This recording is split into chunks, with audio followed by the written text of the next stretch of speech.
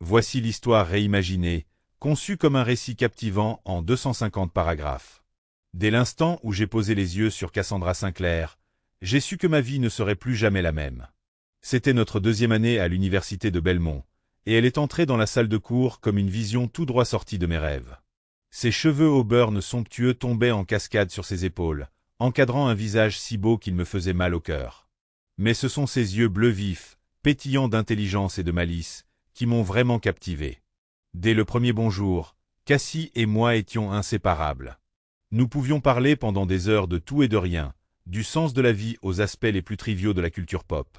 Elle avait un esprit vif et un rire contagieux qui ne manquaient jamais d'égayer ma journée. J'étais constamment étonné par son esprit brillant et son esprit vif. Au fil des semaines et des mois, je suis tombé éperdument amoureuse de Cassandra. Elle n'était pas seulement d'une beauté à couper le souffle avec sa silhouette élancée et ses jambes longues comme des kilomètres. Non, c'était sa personnalité vibrante, son enthousiasme sans borne pour la vie qui la distinguait vraiment des autres. Je savais sans l'ombre d'un doute que je voulais passer le reste de mes jours à ses côtés. Un soir fatidique, 3 mois après le début de notre romance éclair, Cassie m'a offert le plus précieux des cadeaux. Sur la banquette arrière de ma Chevrolet cabossée, garée derrière le terrain de baseball désert de la ville, elle m'a offert son innocence. Alors que nous avancions ensemble sous le ciel étoilé, j'ai ressenti un profond sentiment de connexion et d'amour irrésistible. Ce fut le moment le plus incroyable de ma jeune vie. À partir de ce moment, je n'ai plus jamais douté que Cassie et moi étions destinés à être ensemble pour toujours. Je ne pouvais imaginer un avenir sans sa présence lumineuse à mes côtés. Nous étions deux moitiés d'une même âme, unies par un lien indestructible d'amour et de dévotion. Permettez-moi de me présenter. Je m'appelle Ethan Gallagher, mais la plupart des gens m'appellent simplement Gal. Je viens d'une ville de taille décente, en plein cœur du Midwest américain. Mesurant 1,80 m et pesant 85 kg, on m'a dit que je n'étais pas trop dur pour les yeux. Mes cheveux châtains et mes yeux noisettes chaleureux semblent attirer les gens, même si j'aime penser que c'est ma personnalité décontractée qui fait vraiment l'affaire. Je gagne ma vie en tant qu'entrepreneur, en dirigeant une petite entreprise prospère aux côtés d'une équipe de 5 employés qualifiés. Nous nous sommes taillés une niche en effectuant des rénovations intérieures haut de gamme pour des clients aisés qui apprécient notre sens aigu du détail et notre savoir-faire. C'est un travail gratifiant et je suis fier de la réputation exceptionnelle que nous avons bâtie. Cassie, ma femme bien-aimée, est professeure de musique au lycée local. Elle a une capacité étonnante à faire chanter les plus belles mélodies même aux élèves les plus réticents. Ensemble, nous avons construit une vie confortable, remplie de rires, d'amour et des joies simples de la compagnie de l'autre. Aujourd'hui, à la trentaine, Cassie et moi avons hâte de fonder notre propre famille. Nous passons souvent nos dimanches matins paresseux à rêver du bruit des petits pas et du doux chaos de la parentalité. Je sais au fond de mon cœur que Cassie sera la mère la plus incroyable, tout comme elle a été la partenaire la plus incroyable. Au cours de notre mariage qui dure depuis 10 ans, je peux honnêtement dire que Cassie et moi avons été follement heureux. Bien sûr, je ne prétends pas que nous brûlions les draps 2 fois par jour, tous les jours. Mais nous faisions l'amour souvent, au moins 3 fois par semaine, et chaque rencontre était empreinte de tendresse et de passion. Chaque soir, sans exception, nous nous endormions, enlacés l'un dans l'autre, savourant la chaleur et le réconfort de notre lien indestructible.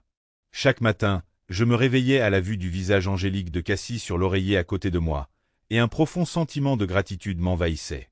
Comment ai-je pu avoir autant de chance?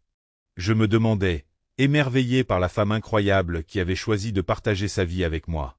Dans ces moments de silence, je savais avec une certitude absolue que je donnerais volontiers ma vie pour Cassandra, sans hésitation ni regret. En y repensant maintenant, je me rends compte que j'aurais dû exprimer ce sentiment au passé. Il n'y a pas longtemps, j'ai été complètement pris de court par une révélation si dévastatrice et si bouleversante sur le plan émotionnel que je ne suis même pas sûr de m'être complètement remis du choc. Dans mon domaine d'activité d'entrepreneur dans le Midwest, la plupart de nos projets se déroulent pendant les mois les plus doux du printemps, de l'été et de l'automne. La plupart des gens n'apprécient pas de voir leur maison détruite en plein hiver, lorsque le mercure chute et qu'une couche de neige de 1 mètre recouvre le sol. En conséquence, Cassie et moi planifions généralement nos escapades pour les vacances de Noël et du Nouvel An ou pendant ces vacances de printemps. Pendant les mois d'été, lorsque j'étais débordé de travail, Cassie prenait souvent une semaine pour rendre visite à ses parents, faire du shopping avec ses sœurs ou assister à des séminaires pour maintenir ses qualifications d'enseignante à jour. Mais notre escapade hivernale préférée était toujours vers un paradis tropical baigné de soleil, où nous pouvions nous débarrasser de nos couches et nous prélasser dans la chaleur de la compagnie de l'autre. Cet hiver fatidique, nous avions choisi un complexe hôtelier tout compris aux Bahamas pour notre escapade annuelle. 2 semaines de bonheur sur des plages de sable blanc, dans des eaux cristallines et des journées de farniente passées à nous reconnecter, corps et âme. C'était censé être un petit coin de paradis sur terre, une chance de se ressourcer et de rallumer l'étincelle de notre amour. Je ne savais pas à quel point j'avais tort. Lorsque Cassie et moi sommes montés à bord de l'avion à l'aéroport international de Minneapolis-Saint-Paul, je n'avais absolument aucune idée que quelque chose clochait dans notre mariage. Si quelqu'un avait même fait allusion à cette possibilité, je l'aurais traité de menteur effronté et j'aurais probablement présenté son visage à mon poing. J'étais tellement convaincu de la force de notre lien. J'étais convaincu que Cassie et moi formions le couple parfait, 2 cœurs battant à l'unisson. La première impression que quelque chose n'allait pas est venue alors que nous faisions la queue au contrôle de sécurité à l'aéroport. La file d'attente était longue, avec des dizaines de voyageurs fatigués par l'hiver, impatients d'échapper au froid glacial pour de nouvelles ascensions tropicales. Alors que nous avancions petit à petit, attendant notre tour pour passer les détecteurs de métaux, j'ai remarqué un homme dans la file adjacente qui jetait des regards furtifs dans la direction de Cassie. Ma femme est une femme magnifique et j'ai l'habitude de la voir faire tourner les têtes partout où nous allons. Mais il y avait quelque chose de différent dans la façon dont ce type la regardait, un sentiment de familiarité et d'intention qui faisait vibrer mes sens d'araignée. Je fis semblant d'être absorbé par la vérification de nos cartes d'embarquement, tout en gardant un œil vigilant sur l'étranger. En l'observant de plus près, je me rendis compte que ses regards vers Cassie n'avaient rien d'anodin. Ils étaient sournois, presque conspirateurs, comme s'il essayait d'attirer son attention sans trop attirer l'attention. Et puis, je l'ai vu. Cassie lui a jeté un regard noir, son expression indéchiffrable, et a fait un geste subtil de la main, comme pour dire « pas maintenant ». L'homme a souri d'un air entendu et a fait un léger signe de tête, et une froide sensation de terreur a commencé à se déverser dans mon estomac. Il était évident qu'ils se connaissaient, même si je ne pouvais pas en être sûr. Mais ce bref échange sans parole a suffi à déclencher toutes sortes de sonnettes d'alarme dans ma tête. Alors que nous traversions la sécurité, j'ai gardé un œil attentif sur Cassie et l'homme mystérieux, mais il n'y a eu aucune autre tentative de communication entre eux. Je me suis tu, perdu dans mes pensées et mes soupçons, espérant contre tout espoir que Cassie ne remarquerait pas le changement dans mon comportement.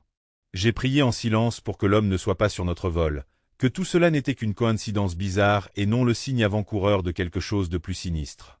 Mais lorsque nous sommes montés à bord de l'avion et avons pris place, mes espoirs ont été anéantis. Il était là, assis dans un siège côté couloir, une quinzaine de rangées devant nous, le visage plongé dans un magazine. J'ai trouvé étrange que Cassie ait choisi le siège côté couloir de notre rangée, plutôt que le siège côté hublot, comme d'habitude. Elle adorait regarder le monde s'effondrer au décollage de l'avion, contempler les nuages duveteux et le paysage en patchwork en contrebas. Lorsque je lui ai demandé pourquoi j'avais réservé un siège côté hublot pour elle, elle a refusé, affirmant qu'elle ne se sentait pas bien et qu'elle ne voulait pas déranger qui que ce soit si elle devait aller aux toilettes. Pas convaincu mais ne voulant pas insister, j'ai demandé à la personne assise côté couloir si elle accepterait de changer de siège côté hublot, en expliquant que ma femme souffrait de problèmes d'estomac. Elle a accepté sans hésitation, et je me suis installé sur le siège du milieu, l'esprit toujours agité par le malaise. En temps normal, je n'ai aucun problème à dormir dans un avion, surtout pendant les vols longs comme celui de Minneapolis à Miami. Mais dans mon état d'anxiété et de suspicion, le sommeil était hors de question, même si je faisais semblant du contraire. Nous avons rangé nos bagages à main dans le compartiment supérieur et Cassie a glissé son sac à main sous le siège devant elle. Une fois en l'air, j'ai enfilé ma casquette de baseball préférée, une relique usée de mes années d'université, et j'ai baissé le bord sur mon front, faisant semblant de m'assoupir. Mais j'ai laissé juste assez d'espace pour garder un œil furtif sur Cassie, mes sens en alerte maximale pour tout autre signe de comportement inhabituel. Environ 15 minutes après le début du vol, j'ai regardé avec des yeux à peine ouverts Cassie me jeter un coup d'œil, apparemment pour vérifier si je dormais. Satisfaite que je sois inconsciente, elle a débouclé sa ceinture de sécurité et s'est levée de son siège, se dirigeant vers l'arrière de l'avion où il se trouvait. Je me suis légèrement déplacé sur mon siège, m'inclinant de manière à avoir une vue dégagée sur toute l'allée. Alors que Cassie passait devant la rangée où sa prétendue connaissance était assise, je l'ai vue tendre la main comme pour se stabiliser, sa main effleurant brièvement son épaule. C'était un petit geste, facilement raté par un œil non averti, mais pour moi, c'était une confirmation supplémentaire que leur relation était bien plus qu'une simple coïncidence. J'ai remarqué qu'il n'avait échangé aucun regard ni mot explicite, et Cassie a continué son chemin vers les toilettes sans incident. Quelques minutes plus tard, elle est ressortie et a commencé à retourner vers notre rangée. Mais alors qu'elle s'approchait du siège de l'homme, celui-ci se leva brusquement et s'avança dans l'allée, lui bloquant le passage. Au lieu que l'un d'eux s'écarte pour laisser passer l'autre, comme il se doit, ils restèrent là, face à face, leur corps à quelques centimètres l'un de l'autre. L'homme posa sa main sur la taille de Cassie, un geste bien trop intime pour des connaissances occasionnelles. À ma grande horreur, Cassie répondit en posant sa main sur son torse, un petit sourire au coin de sa bouche. Ils restèrent ainsi un moment, se regardant dans les yeux, avant que Cassie ne se décide enfin à le contourner. Ce faisant, la main de l'homme glissa sur ses fesses, lui donnant une rapide pression. Le sourire de Cassie s'élargit et elle continua son chemin, me laissant la regarder avec stupeur et incrédulité. Il n'y avait plus moyen de le nier. Cassie et cet homme se connaissaient et leur relation était clairement plus que platonique. Les contacts occasionnels, les regards secrets, les regards prolongés, tout cela aboutissait à une conclusion incontournable. Ma femme, l'amour de ma vie, était en couple avec un autre homme. Lorsque cette prise de conscience s'est abattue sur moi comme un raz-de-marée, j'ai eu l'impression que les fondations même de mon monde s'étaient arrachées sous mes pieds. La douleur était si intense, si dévorante, que je dus me détourner de Cassie tandis qu'elle se rasseyait sur son siège et rebouclait sa ceinture de sécurité. Je ne pouvais supporter de la regarder, je ne pouvais supporter l'idée de voir le visage que j'adorais tant, sachant qu'elle m'avait trahi de la manière la plus intime possible. Des questions tourbillonnaient dans mon esprit, chacune plus angoissante que la précédente. Depuis combien de temps cette liaison se déroulait-elle sous mon nez? Qui était cet homme et que possédait-il de plus que moi? Jusqu'où étaient-ils allés et notre mariage n'était-il qu'une imposture? Pendant le reste du vol, je me suis débattu avec le poids de mes nouvelles connaissances, essayant désespérément de donner un sens à une situation qui défiait toute logique et toute raison. Je m'accrochais au faible espoir que cet homme ne serait peut-être pas sur notre vol de correspondance pour la NASA, que tout cela n'était peut-être qu'un terrible malentendu et non le glas de mon mariage. Mais au fond de moi, dans les restes brisés de mon cœur, je savais que ce n'était pas le cas. Et lorsque nous sommes montés à bord de l'avion pour les Bahamas, mes pires craintes se sont confirmées. Il était là, assis quelques rangées derrière nous, le nez plongé dans le magazine de bord comme s'il n'avait aucun souci au monde.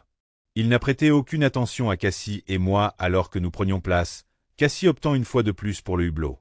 Le court vol de Miami à la NASA s'est heureusement déroulé sans incident et nous avons rapidement atterri au paradis.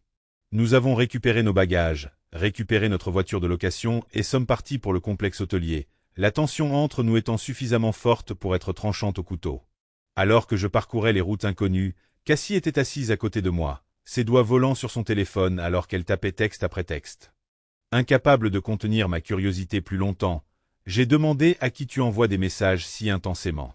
Cassie a levé les yeux, une lueur de culpabilité traversant ses traits avant de rapidement changer d'expression en une expression de nonchalance.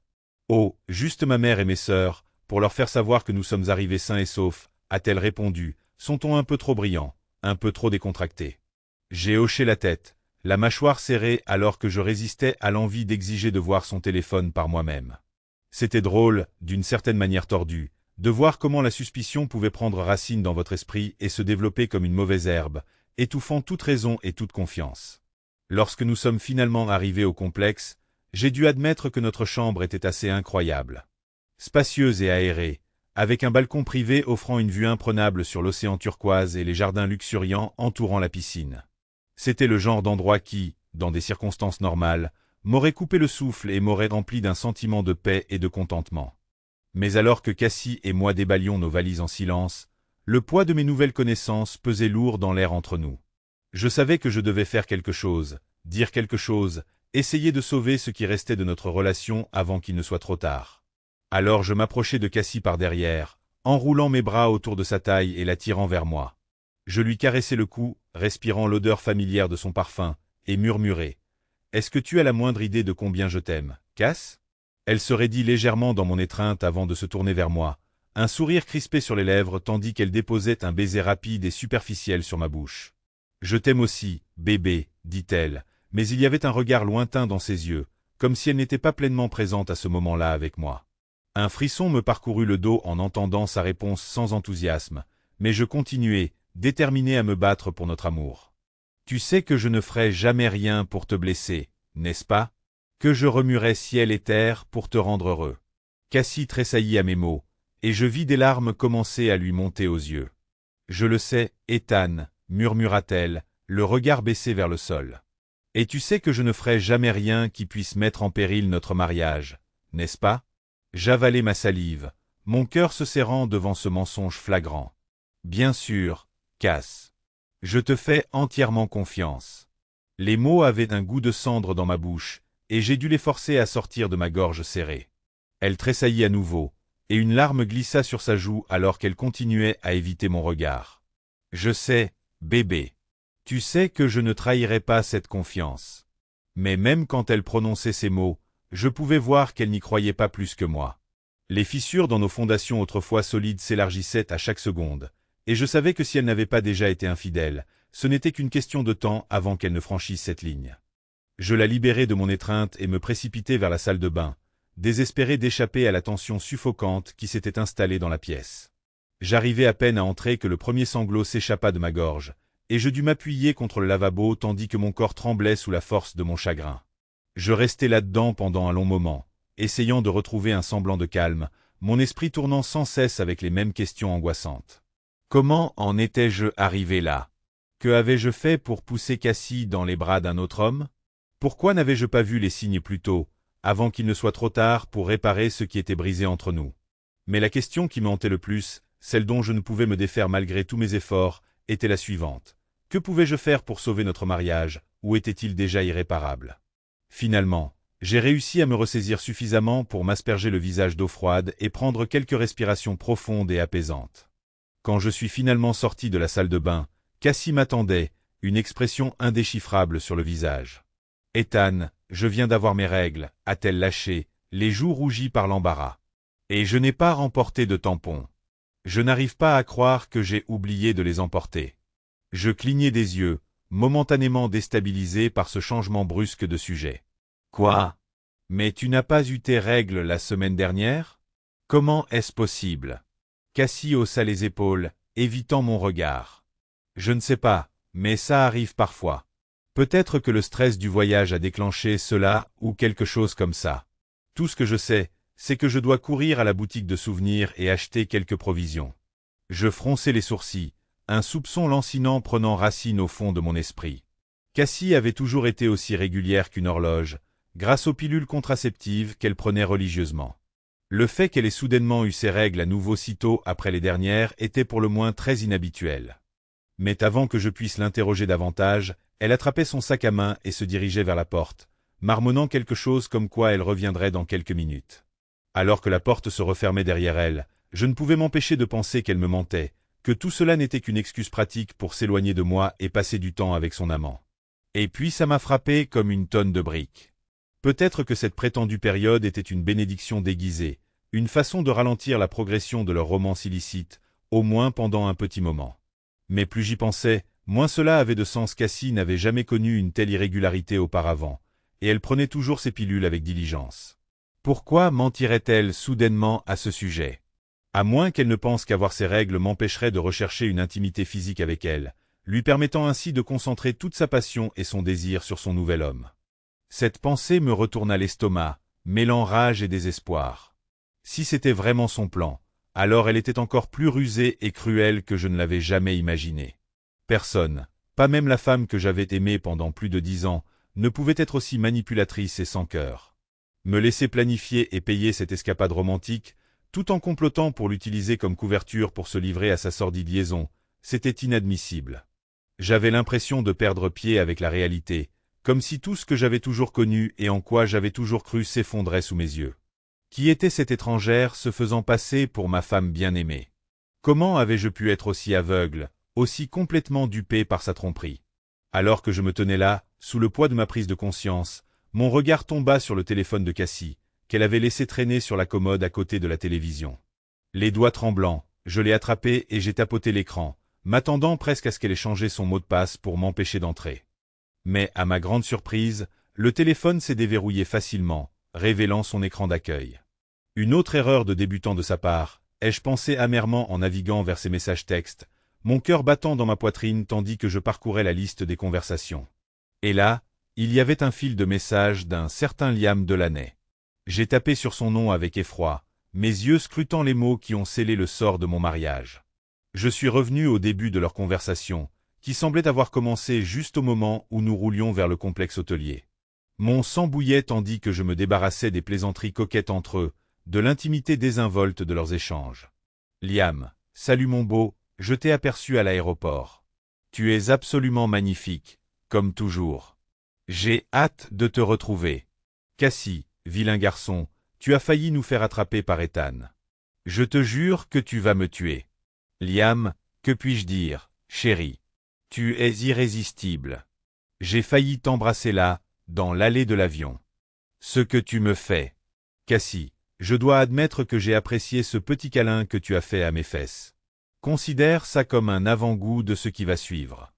Un clin d'œil. Mais il faut faire attention, Liam. Ethan dormait profondément, mais on ne sait jamais qui pourrait nous surveiller. Leur conversation a continué sur le même ton après notre arrivée au complexe hôtelier, Liam devenant de plus en plus impatient de se retrouver seul avec Cassie. Liam, je suis dans le hall, bébé. Tu es déjà là? Je meurs d'envie de te voir. Cassie, nous venons de rentrer dans notre chambre. Ethan est dans la salle de bain et il se comporte de manière vraiment étrange. Je pense qu'il se doute de quelque chose. Liam, qui se soucie de lui? Quand vas-tu quitter ce perdant pour que je puisse t'avoir pour moi toute seule? Cassie, je te l'ai dit depuis le début, Tony, je ne peux pas et je ne veux pas faire ça. Ethan est un homme bon, et il m'aime. Il subvient à mes besoins et me donne une vie que tu n'aurais jamais pu avoir. Liam, mais je suis plus grand et meilleur que lui, dans tous les domaines qui comptent. Je te satisfais comme il n'a jamais pu le faire, et tu le sais. Cassie, tu as raison, personne ne me fait ressentir ce que tu ressens, bébé. Tu m'amènes à des sommets de plaisir dont Ethan n'aurait jamais pu rêver. Mais lui et moi prévoyons de fonder une famille bientôt, alors ces 2 prochaines semaines sont justes pour nous. Je lui ai dit que j'arrêterais de prendre mes pilules contraceptives quand nous rentrerions à la maison, mais la vérité est que j'ai arrêté de les prendre il y a 3 semaines. Donc si tu joues bien tes cartes, tu pourrais bien me mettre enceinte. Imagine Ethan élevant ton bébé sans jamais connaître la vérité. Liam, putain, Cassie, tu es une folle. J'aime ta façon de penser. Je m'assurerai de mettre un bébé dans ton ventre, attends et tu verras. Cassie, même, j'ai hâte de te sentir. Tu m'excites tellement, Liam. Liam et Ethan? Comment peux-tu être sûr qu'il ne te mettra pas enceinte aussi? Cassie, oh, il n'aura aucune action de ma part, crois-moi. Je vais lui dire que mes règles ont commencé de manière inattendue et qu'elles vont probablement durer tout le voyage. Le pauvre type ne verra jamais la différence. Liam, tu es sûr qu'il va croire ça? Ça semble être une excuse assez fragile. Cassie, je suis sûr. Il me fait entièrement confiance et il sait que je ne lui mentirai jamais. De plus, je me rattraperai quand nous rentrerons à la maison. Je serai une petite épouse parfaite et il n'en saura rien.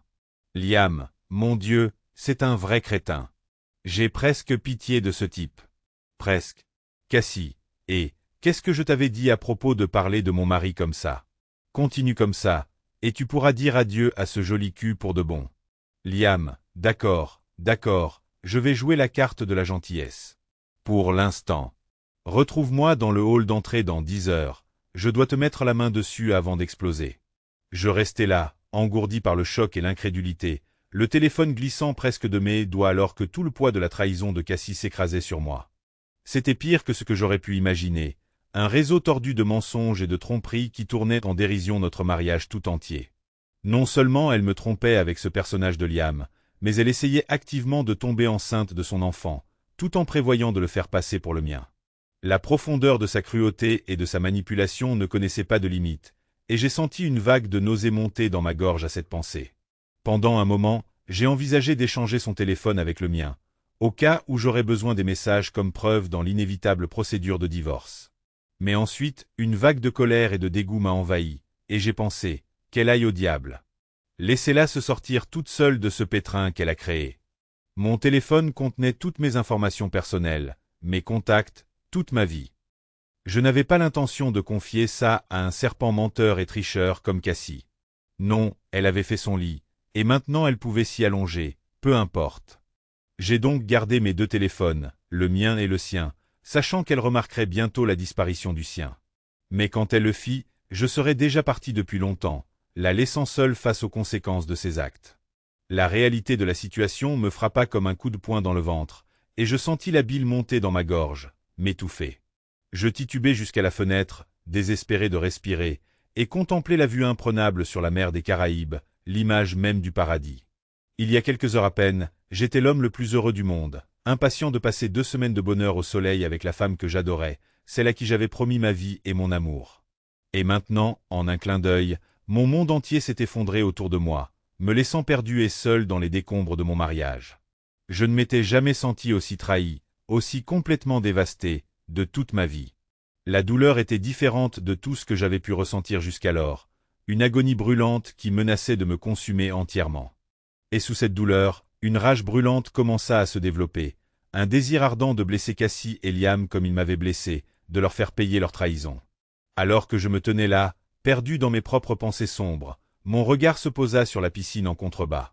Et là, enveloppés dans une étreinte passionnée, se trouvaient Cassie et Liam, leurs corps enlacés alors qu'ils s'embrassaient avec une ferveur qui me retournait l'estomac. J'observais, transpercé d'horreur et de dégoût, les mains de Liam parcourir le corps de Cassie, tâtonnant et serrant d'une manière bien trop intime pour être exposé en public. C'était trop cru et douloureux à voir. J'avais envie de détourner le regard, de courir et de me cacher de l'horrible vérité qui me sautait aux yeux. Mais je ne pouvais pas détacher mes yeux de ce spectacle esséurant. Je ne pouvais pas m'empêcher de regarder la femme que j'aimais me trahir de la manière la plus odieuse qui soit. Je restais là, figé sur place, l'esprit en ébullition tandis que j'essayais de comprendre l'énormité de ce qui venait de se passer. Ma femme, mon âme sœur, la femme autour de laquelle j'avais construit toute ma vie. Elle n'était rien d'autre qu'une prostituée menteuse et infidèle, un serpent dans l'herbe qui m'avait pris pour un imbécile. La douleur de sa trahison était comme une chose physique, un poids écrasant sur ma poitrine qui m'empêchait de respirer. J'avais l'impression de me noyer, comme si les fondations même de mon monde s'étaient effondrées sous mes pieds, me laissant m'agiter dans un océan de désespoir. Mais alors même que l'angoisse menaçait de me consumer, une fureur froide et dure commençait à prendre racine au creux de mon estomac. Je n'allais pas laisser Cassie et son amant s'en tirer comme ça, je n'allais pas rester là à les regarder se moquer de notre mariage et de notre vie ensemble. Non, j'allais leur faire payer pour ce qu'ils avaient fait, j'allais faire pleuvoir l'enfer sur leur tête et les regarder se noyer dans les décombres qu'ils avaient eux-mêmes créés. Je ne savais pas comment ni quand, mais une chose était sûre. Cassandra Sinclair était sur le point d'apprendre la véritable signification du vieil adage. L'enfer n'a pas de fureur comme celle d'un homme méprisé. Avec un nouveau sens du devoir, je me suis détourné de la fenêtre et me suis dirigé vers la commode où j'avais laissé ma caméra vidéo, celle que j'avais achetée spécialement pour ce voyage. J'avais imaginé l'utiliser pour capturer tous les bons souvenirs que Cassie et moi créerions ensemble, les rires, l'amour et la joie pure d'être en compagnie l'une de l'autre. Mais maintenant, alors que je prenais l'appareil photo et vérifiais la batterie et la carte mémoire, je savais qu'il servirait à un tout autre but. J'allais l'utiliser pour documenter chaque détail sordide de la liaison de Cassie, pour rassembler les preuves dont j'avais besoin pour réduire en miettes sa vie parfaite. Cassie n'avait pas dû se rendre compte que notre chambre avait une vue directe sur la piscine, un fait que j'allais utiliser à mon avantage. L'appareil photo était doté d'un puissant objectif zoom, qui me permettrait de capturer même les moments les plus intimes entre elle et Liam avec des détails d'une netteté exceptionnelle. J'avais la nausée à l'idée de ce que j'allais faire, de savoir que j'allais devoir regarder ma femme en proie à la passion avec un autre homme. Mais je me suis préparé à la répulsion et à la douleur, sachant que c'était un mal nécessaire si je voulais faire payer à Cassie sa trahison. J'avais besoin d'un plan, et vite. Mais mon esprit tournait, mes pensées étaient dispersées et décousues tandis que j'essayais de me faire une idée de l'ampleur de ce qui s'était passé.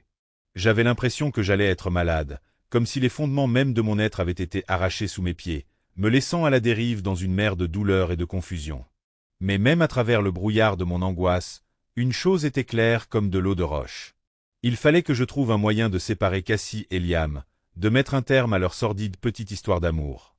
Si je pouvais juste gagner du temps, je pourrais réfléchir à ma prochaine action, je pourrais trouver un moyen de les faire souffrir tous les deux comme ils m'avaient fait souffrir.